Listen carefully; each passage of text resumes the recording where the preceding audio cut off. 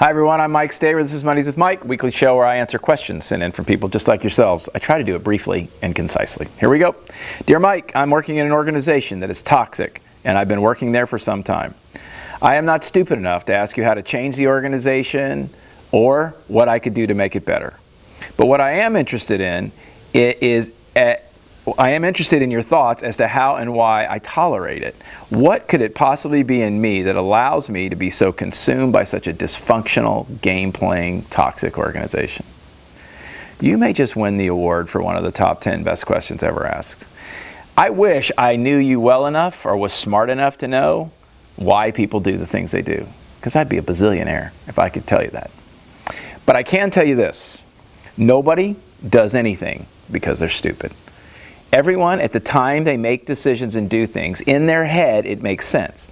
Now, it may not make sense in the grand scheme of things. It may not make sense morally, ethically, legally, spiritually, in the grander context, but every time we do something, it makes sense to us at the moment we're doing it. Now, we may say, I don't know why I'm doing this, it makes no sense whatsoever, but the fact that you're doing it makes sense. So here's what I want you to do. I want you to answer the question: what do you gain by being in a toxic, dysfunctional environment? Do you feel more important? Do you feel better about yourself? Do you feel healthier?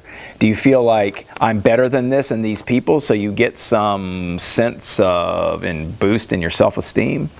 There is something about being in a toxic, negative, unhealthy environment that fuels you.